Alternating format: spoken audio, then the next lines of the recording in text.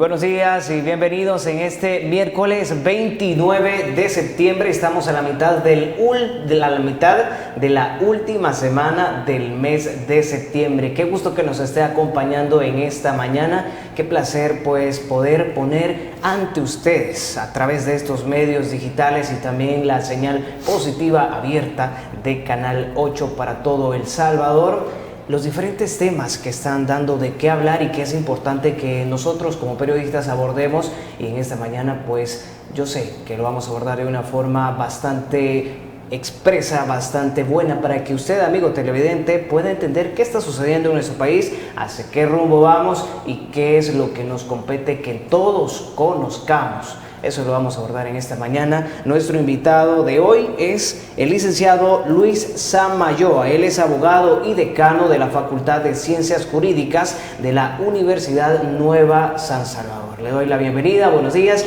licenciado. Qué gusto que esté con nosotros y gracias por ser. Muy buenos días. Gracias por brindarme nuevamente un espacio en este programa. Gracias a la audiencia que nos sintoniza y esperamos poder abordar estos temas de coyuntura de interés para todos. Claro que sí, desde la academia, por supuesto. Perfecto, perfecto. Licenciado, entremos de inmediato en materia. Lo que ha dado mucho que hablar estos 2 días anteriores, ya que hoy lo estamos iniciando este miércoles y sin duda yo sé que también va a estar en agenda este miércoles, pero lo que sucedió el domingo, una reunión, un llamamiento de parte de la Corte Suprema de Justicia para hacer la juramentación de más de 95 nuevos jueces, ya que los anteriores han sido cesados debido al decreto legislativo 144, en la que detalla, entre otras cosas, que aquellos jueces que tengan 60 años de edad o 30 de servicio serán cesados de sus funciones. ¿Cómo analizamos esto, licenciado? Mire, la verdad es de que ha sido una de muchas sorpresas. Desde mi criterio, siempre bajo una opinión constructivista, siempre lo mantengo en esa postura. Ha sido algo de impacto porque recordemos de que todos estos funcionarios que fueron cesados de su cargo han recorrido y han sido preparados, han llevado una carrera judicial, una formación judicial. Es decir, no significa de que de manera automática fueron nombrados como jueces en las diversas categorías que existen en el órgano judicial, sino que han seguido una carrera siempre apoyado bajo un ente que es muy importante mencionarlo porque recientemente también fueron nombrados los titulares del mismo, el Centro Nacional de la Judicatura, que también juega un rol muy importante al respecto. Entonces no deja de ser impactante para la comunidad jurídica y para la población en general, esperando, bueno, ahora que estos nuevos funcionarios han tomado posesión de los cargos, el papel que van a jugar, porque es un papel trascendental. Recordemos de que en un Estado democrático debe de existir un grado de independencia para estos funcionarios que imparten justicia y que deben de emitir resoluciones, si bien es cierto, de manera congruente y basadas en un entorno social, pero apegado a la ley. Entonces, partiendo de esta noticia que fue bastante sorpresiva, también genera bastante incertidumbre este tipo de mecanismos que se han implementado con el nombramiento de nuevos funcionarios del órgano judicial. Como sorpresa lo toma el licenciado y para muchos también ha sido así, sobre todo porque directamente el domingo se juramenta y el día lunes ya toman posesión. Correcto. Jueces de paz, primera instancia y también de cámaras. De cámaras, de diversas áreas de las ciencias jurídicas y de hecho es bien... Bueno, de hecho yo miraba una entrevista de un funcionario que fue cesado, un magistrado de la Cámara de Menores de Occidente. Tuve el agrado de que él fuera mi docente cuando yo estaba en mi formación de grado académico. ¿Y ha sido cesado? Él fue cesado, sí. ¿Cuántos años? Él ya tenía por encima de 60 años, ¿verdad? El magistrado, sí. En la Cámara de Menores estaba él. Y él mencionaba algo que parecía como que estuviéramos en la ciudad de Macondo, ¿no? Estuviéramos... algo irrealista, pues, que situaciones que no se esperan que sucedan. Sí. Entonces no deja de generar esa incertidumbre, esa expectativa ante decisiones tan precipitadas con respecto a nombrar de golpe funcionarios en cargos tan importantes. Ahí es donde está el meollo de la cuestión también, ¿verdad? el nombramiento de estos funcionarios y ver de qué manera están hechos para poder desempeñar su cargo.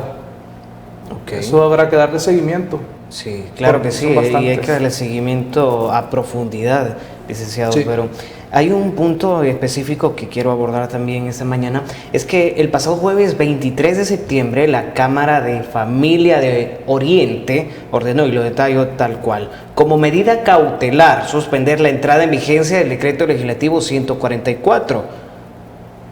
¿Qué pasó aquí?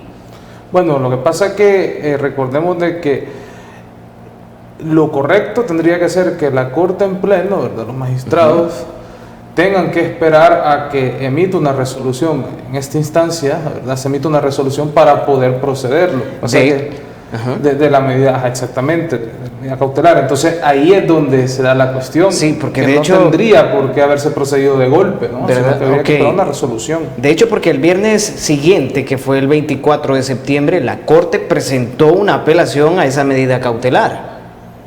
Correcto. Tendría que esperarse una resolución. Claro, habría que seguir el debido proceso acá, que es donde se debe de seguir el debido proceso, con los plazos y cada uno de los pasos que deben de seguirse para llegar a una resolución con respecto, en este caso, al recurso que se interpuso en su debido momento, que es la apelación, para ver si procede o no estas decisiones, estas actuaciones que ha ejecutado los titulares principales del órgano judicial, ¿no? Entonces, esta reunión extraordinaria de la Corte Plena del pasado domingo ha roto con el orden constitucional, licenciado. ¿Ha sido así?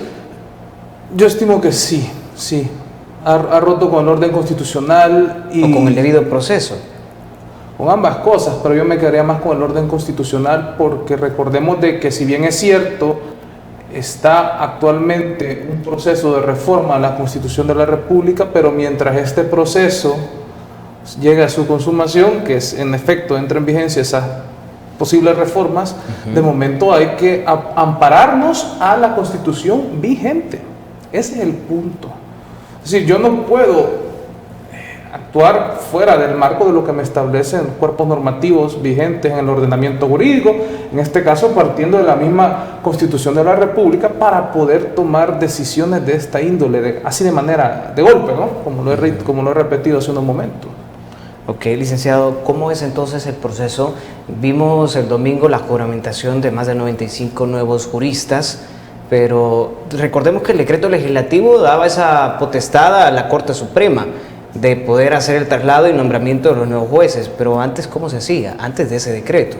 Aquí entra el rol del Consejo Nacional de la Judicatura. Claro, que recordemos de que un funcionario que es nombrado como juez, dentro del órgano judicial, por ejemplo, debe seguir una formación para ser preparado precisamente para ese cargo, ¿no?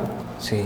Recordemos de que es un funcionario que imparte justicia, que interpreta y emite resoluciones con base al marco normativo que regula todas las actuaciones que se desarrollan en nuestro entorno, ¿no? Y hablo de manera general, de las diversas áreas del derecho, que son muchas, pero al final es un funcionario que toma una decisión con base a lo que, una situación que se le plantea, ¿sí?, siguiendo los diversos canales establecidos en los diversos cuerpos normativos. Entonces hay que también generar conciencia de la importancia que existe en seguir los pasos que conlleva cada una de estas actuaciones de índole jurídico, ¿no? Y con incidencia social, por supuesto, porque recordemos que nosotros debemos de apegarnos al marco de las normativas vigentes en el ámbito legal. Ok, en cuestión de números, estos pueden haber variado, pero 100 fueron los que renunciaron. 34 han sido cesados sin indemnización por no haber interpuesto su renuncia, y otros 115 juzgadores que solicitaron seguir en el órgano judicial bajo el régimen de disponibilidad. Según el presidente de la Corte Suprema de Justicia, López Jerez, informó que se tomó la decisión que sin necesidad de ser evaluados sean incluidos para que continúen. En la cuestión de los cesados, sin una indemnización, ¿se está aquí transgrediendo sus derechos, licenciado? Sí, porque ellos son, al final de todo, ellos están ejerciendo un empleo, ¿no? Es decir, es cierto, bajo la carrera judicial, pero también hay normativas que los amparan como cualquier trabajador y pues por los años desarrollados en el ámbito profesional deben de recibir la compensación debida con base a la ley, ¿verdad? Ahora, hay un dato bien interesante cuando usted mencionaba en el caso de los 100 funcionarios que fueron destituidos con un incentivo, porque al final ese fue un incentivo que correspondía a 12 meses de salario, ¿no? 12 o 24. 12 o 24, ¿no? Entonces, ahí hay como un incentivo, hay que llamarlo así, para proponerles que ellos de manera voluntaria renunciaran a su cargo. Porque los otros 34 que fueron cesados, ellos no renunciaron al cargo. Los otros 100 sí. Una renuncia voluntaria a cambio de poder recibir esa cuantía, ¿no? O que van a recibir esa cuantía, porque no la han recibido. Habrá que ver si en el transcurso de este tiempo se han tramitado los fondos. Entiendo que sí, según lo que manifestaba el presidente de la Corte Suprema de Justicia, se iban a tramitar estos honorarios vía Ministerio de Hacienda con el titular de dicha cartera de Estado para poder canalizar esos fondos y distribuirlos a quienes tramitaron su renuncia voluntaria, ¿no? Sí. Para muchos, licenciado, y no sé cuál es su opinión, esta renuncia voluntaria, y lo utilizan entre comillas porque prácticamente ha sido obligatoria. Lo que pasa es de que es bien difícil poder dar una interpretación en el sentido de que algunos posiblemente podrán haber sentido algún temor quizá, ¿no? Cada uno habrá tenido sus razones, pero recordemos de que cuando alguien ejerce una función judicial, precisamente la envergadura que conlleva ser un funcionario de esa categoría también representa adquirir compromisos y no, digámoslo así, dejar de golpe esa función sin antes haber hecho,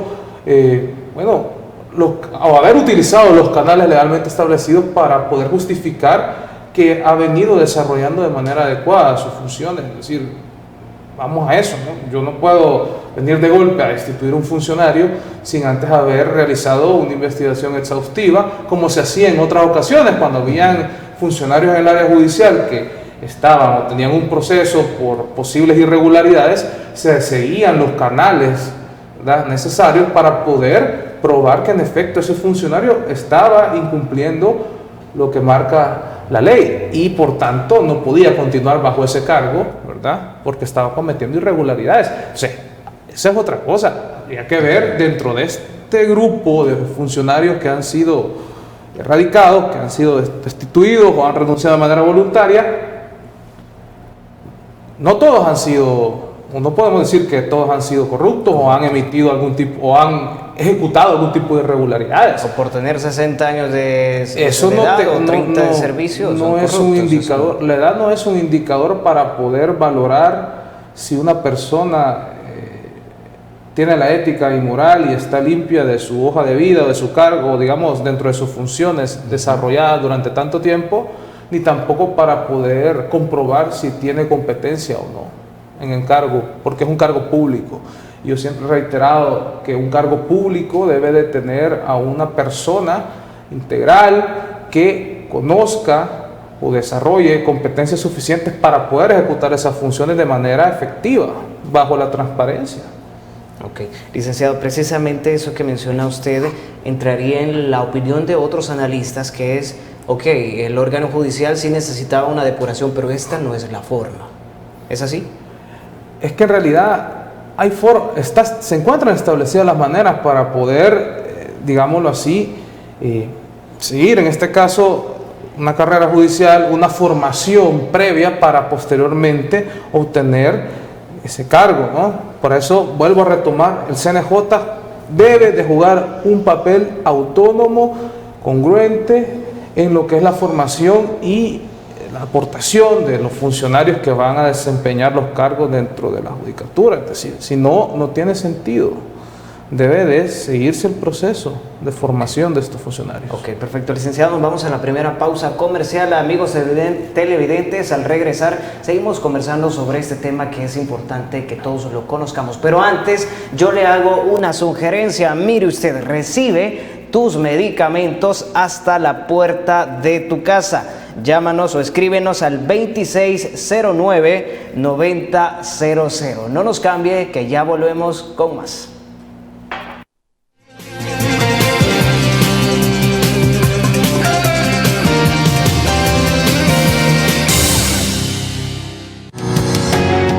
Sambar, una empresa que cree en la sostenibilidad ecológica y en la cultura de productos biodegradables en El Salvador, decididos a proveer las mejores soluciones en limpieza, porque cuidar el medio ambiente es tarea de todos.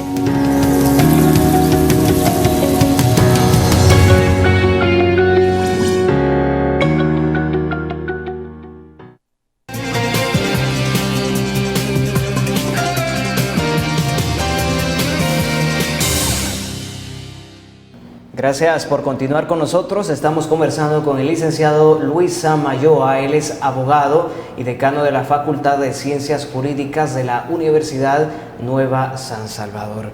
Licenciado, siempre en este tema de la juramentación de los nuevos jueces, hecha el domingo, este pasado domingo, ¿qué rol entonces toma el Consejo Nacional de la Judicatura si hemos visto que se ha juramentado y ya, por cierto, este lunes han tomado posesión los nuevos jueces?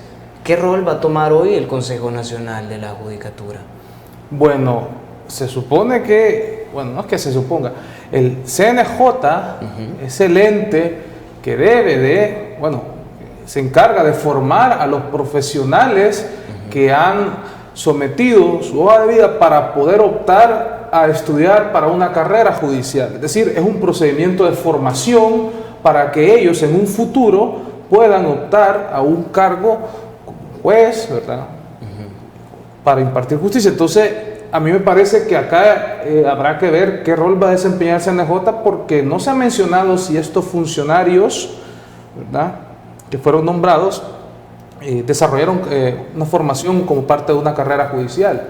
Ahora, eso no significa de que también vayamos a emitir una opinión en la que los nuevos funcionarios no tengan capacidad para poder desempeñar el cargo. Tampoco es así, pero hay una normativa, hay un procedimiento, hay una formación para estos profesionales en el ámbito de las ciencias jurídicas para que posteriormente puedan optar a ese cargo. Entonces ahí habrá que ver si se va a posteriormente emitir algún tipo de reforma a la normativa orgánica que regula las actuaciones que desempeña el CNJ o qué, ¿verdad?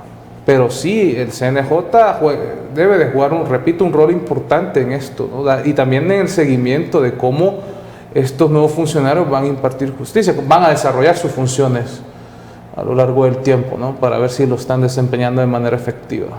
Ok, licenciado, ¿cuál sería la opinión entonces? ¿Tenemos un órgano judicial independiente?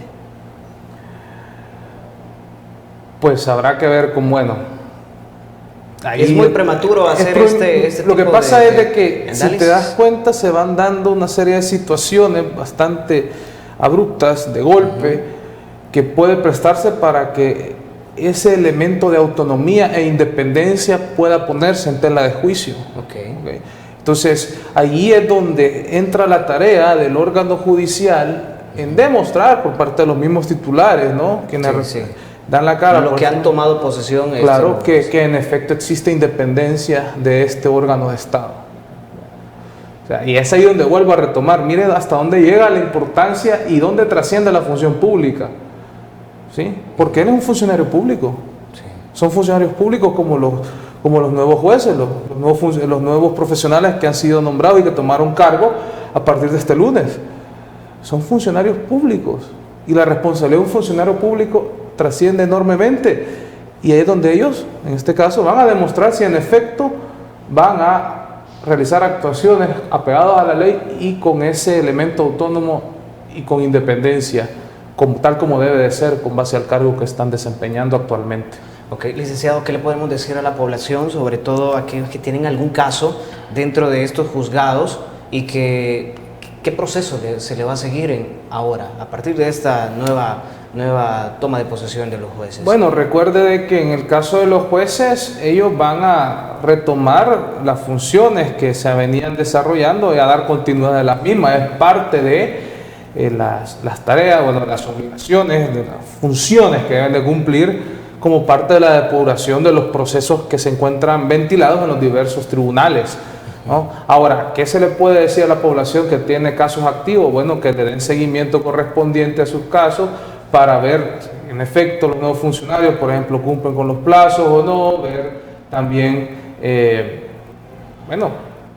darle continuidad, ¿no? Y esperar sobre todo que estos mismos funcionarios vayan depurando de manera técnica estos procesos que quedaron ahí en su momento desarrollándose mientras estaban los antiguos funcionarios, ¿no? ¿Existe algún marco jurídico como para hacer ese análisis de cada juez que cumpla con los tiempos, que dé una resolución adecuada? Claro que hay un marco jurídico. Que no haya prevaricato.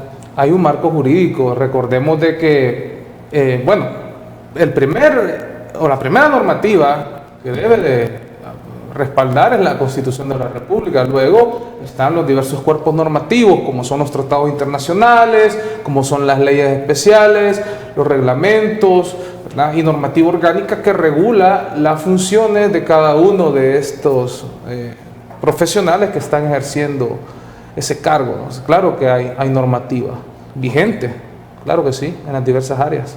Y ahora se tendría que cumplir aún más, porque me imagino que ahora está en la opinión pública a nivel internacional esto de los nuevos, jueces. Claro, hay que tomar en cuenta de que son decisiones que, como he repetido, son trascendentales en lo que es el aparataje estatal.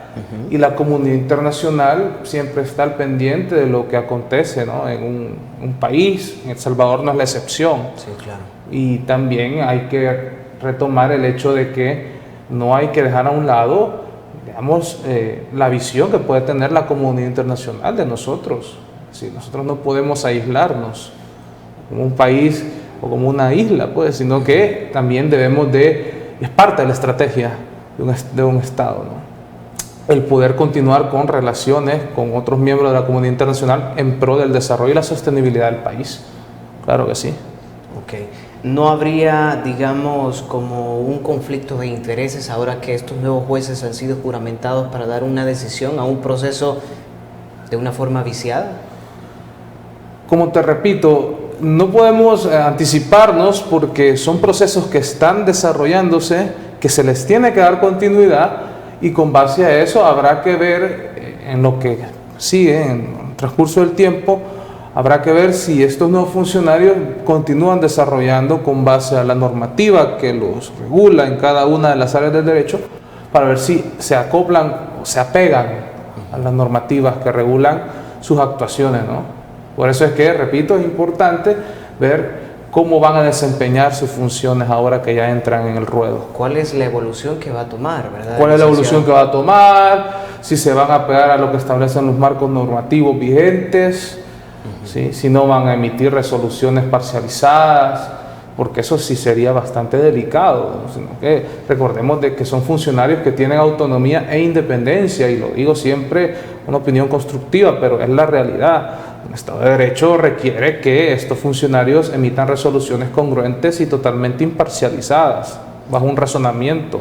Ok, si nos vamos al otro extremo, licenciado, cierta parte de la población también acepta y ve con buenos ojos que se haya hecho esta reforma al órgano judicial, precisamente porque se dice que en el momento de tomar una decisión de un proceso siempre se favorece a los de cuello blanco y no a la población, a la sociedad salvadoreña que anda guerreando en las calles y tal vez, perdón por la palabra algo coloquial, pero el salvadoreño, coyol quebrado, coyol comido, sí.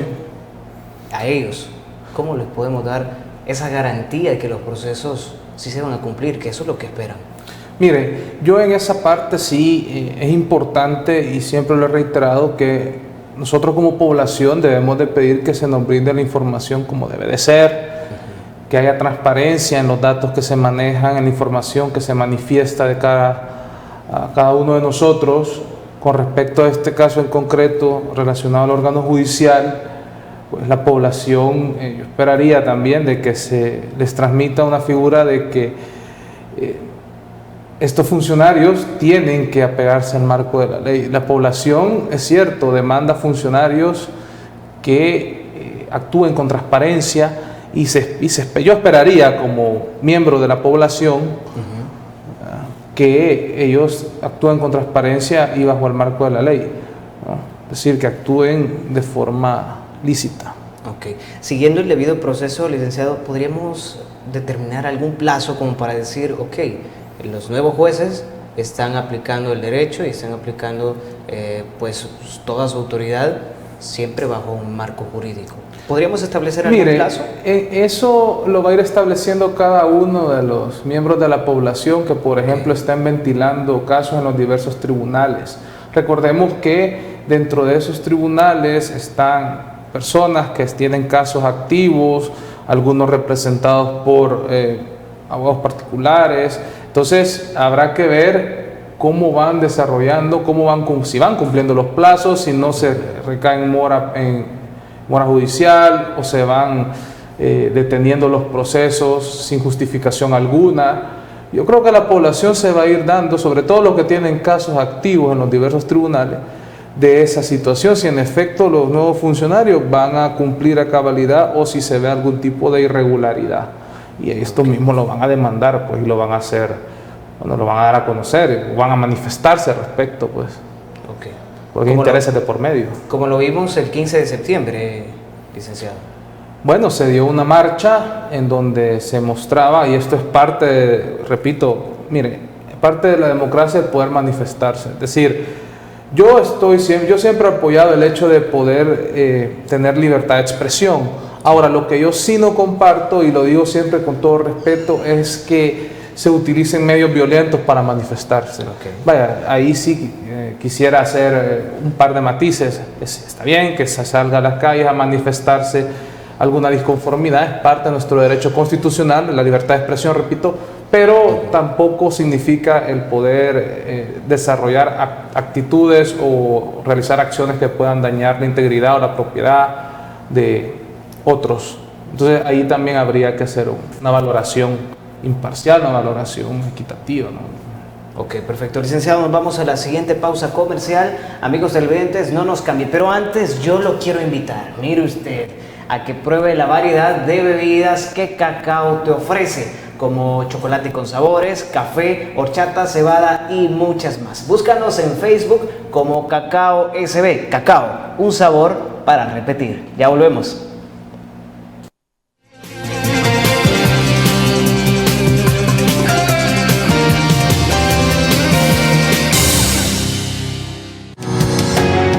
Sambar, una empresa que cree en la sostenibilidad ecológica y en la cultura de productos biodegradables en El Salvador, decididos a proveer las mejores soluciones en limpieza, porque cuidar el medio ambiente es tarea de todos.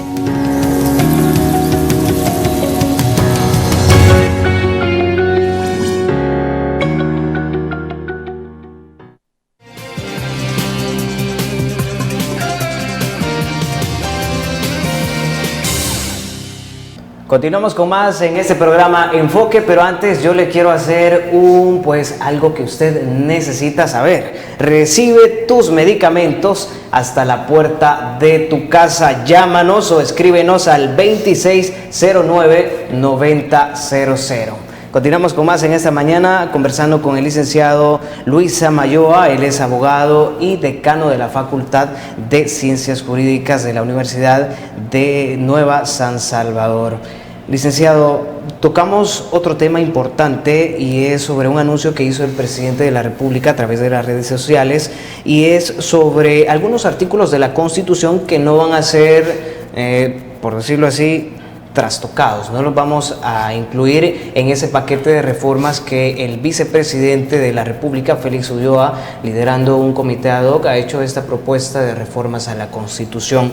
Hay diferentes artículos y yo quiero iniciar con el primero, que es el artículo número 1, que dice que El Salvador reconoce a la persona humana como el origen y el fin de la actividad del Estado. ¿Qué podemos hacer sobre estos análisis, sobre estos artículos?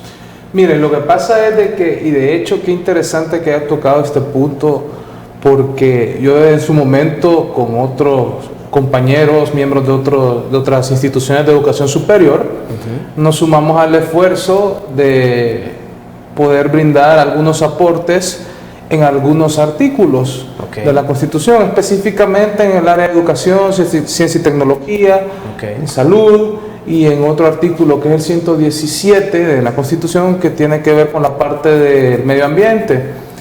Fue lo que logramos aportar previo a que el vicepresidente presentara la propuesta CAPRES. Sí, el borrador. Recordemos de que ahorita no se ha terminado el análisis o las posibles modificaciones. Sí, claro. Recordemos de que ahora que se encuentra en CAPRES y en estudio en Casa Presidencial de esta propuesta, posteriormente debe presentarse al Legislativo y hay una comisión permanente de la Asamblea Legislativa que debe realizar el estudio sobre esa propuesta de reformas. Entonces todavía falta mucho por depurar, habrá que esperar, digamos, cuáles van a ser las posibles modificaciones que ahorita se puedan ventilar por parte de los asesores jurídicos de CAPRES, y luego también posibles observaciones que puedan emitirse en la comisión permanente de la Asamblea Legislativa que vea esta propuesta cuando llegue todo a su debido momento, ¿verdad? Ahora, es importante mencionar de que una reforma a la Constitución de la República de El Salvador no es tan sencilla, requiere un análisis bien exhaustivo, y es ahí donde yo siempre he instado a que se realice trabajo de manera articulada desde los diversos sectores para poder brindar insumos, para poder hacer reformas debidamente integrales y que no se pueda poner en riesgo o se encuentre vulnerado, ¿verdad?, ante una posible reforma algún derecho inherente de la persona, o se pueda prestar para que se realicen reformas a la parte orgánica de la Constitución que pueda generar algún tipo de agravio posteriormente cuando esto se ponga en práctica. Precisamente el presidente de la República hacía detalle eso, que no se propondrán cambios constitucionales, porque él mencionaba que algunos sectores de la población tenían esa visión de que se podría dar una puerta abierta a que se diera aprobar el matrimonio igualitario, la eutanasia y otros puntos específicos como pues el matrimonio igualitario, que es un punto de los cuales también el arzobispo de San Salvador mencionaba que qué bueno que esto fue aclarado por el mismo presidente de la República. El artículo 3, licenciado, y precisamente me quedo con eso del matrimonio igualitario, que es un punto de referencia por la Constitución, que dice que todas las personas son iguales ante la ley. Para el goce de los derechos civiles no podrán establecerse restricciones que se basen en diferencias de nacionalidad, raza, sexo o religión. No se reconocen empleos ni privilegios hereditarios. Mantener esto, licenciado, ¿qué respuesta le estamos dando a todos aquellos que luchan por estos cambios a esos artículos? Bien complicado, porque se tocan temas de género y pues recordemos que hay una comunidad de este tipo bastante fuerte y al final son seres humanos, ¿no?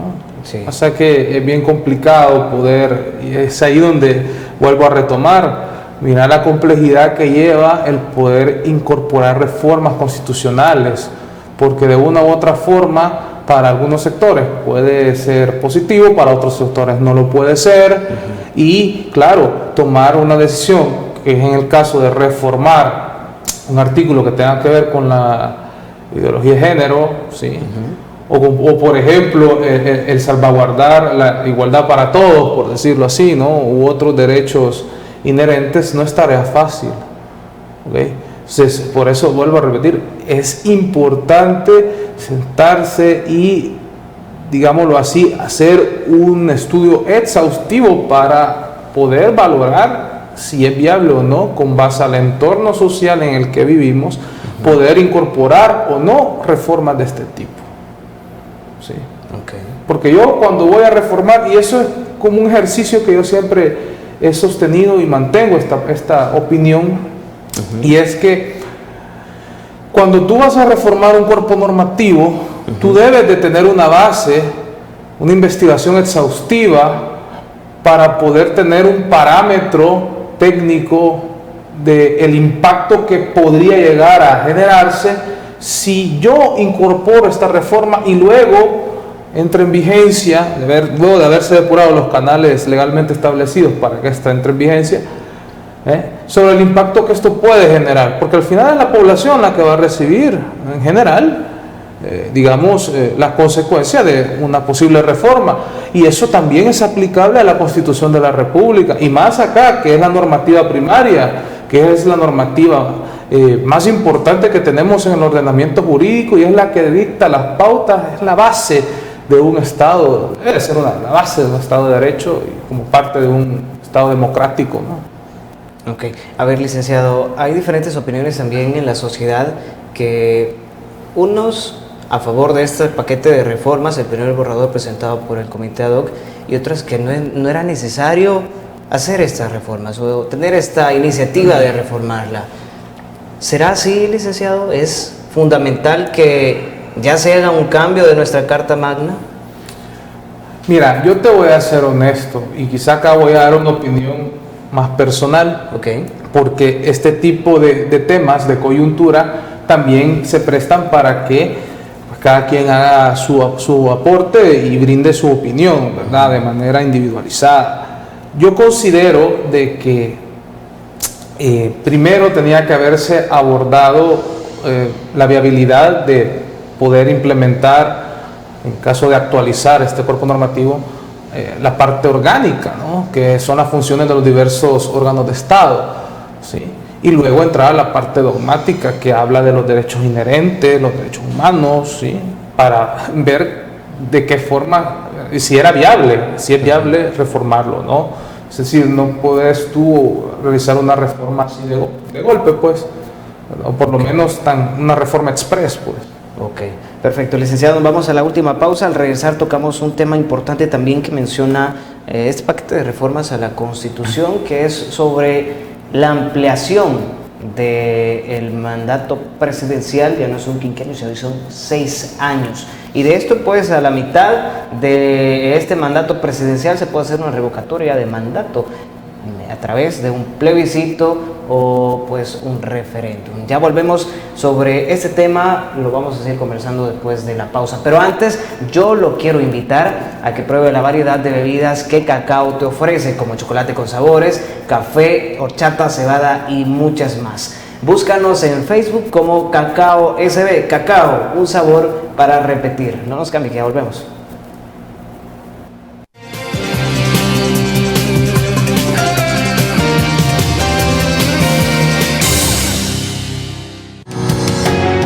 Sambar, una empresa que cree en la sostenibilidad ecológica y en la cultura de productos biodegradables en El Salvador, decididos a proveer las mejores soluciones en limpieza, porque cuidar el medio ambiente es tarea de todos.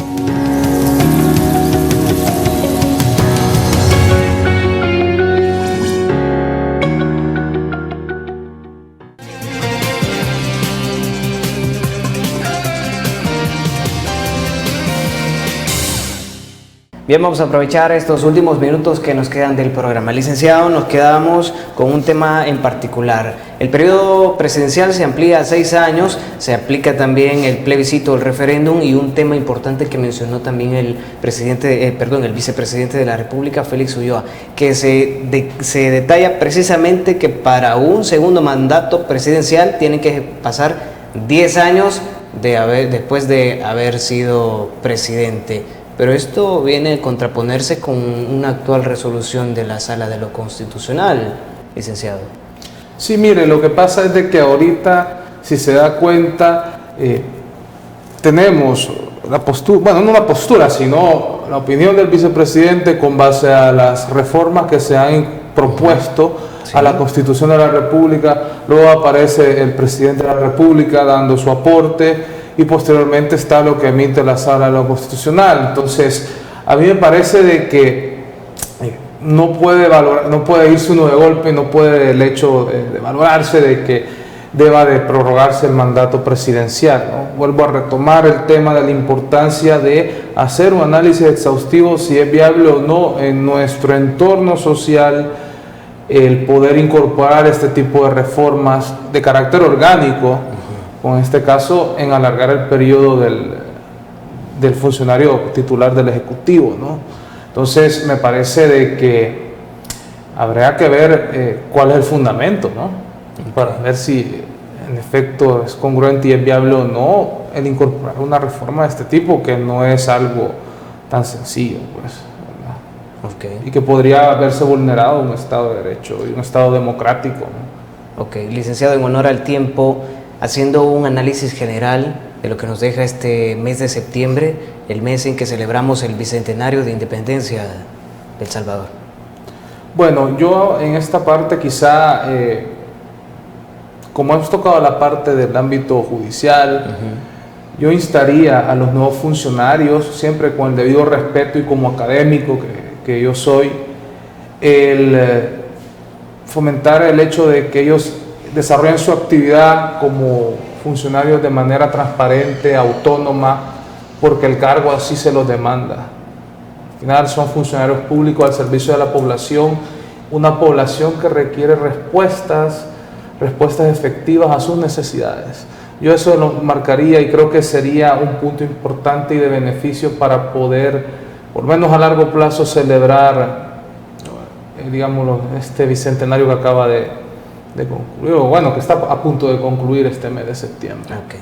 Perfecto, licenciado, muchas gracias por habernos acompañado este día. Gracias a ustedes, ¿verdad? Gracias a la audiencia por estar atenta a este programa, y estamos siempre a la orden como académicos para poder apoyar y brindar nuestras opiniones constructivas en aras de sumarnos al esfuerzo de buscar un mejor país. Así es, perfecto, gracias, licenciado. Amigos televidentes, hasta acá llegamos con el programa. Muchas gracias por habernos sintonizado. Será hasta el día viernes, si Dios lo permite. Que tenga un feliz miércoles.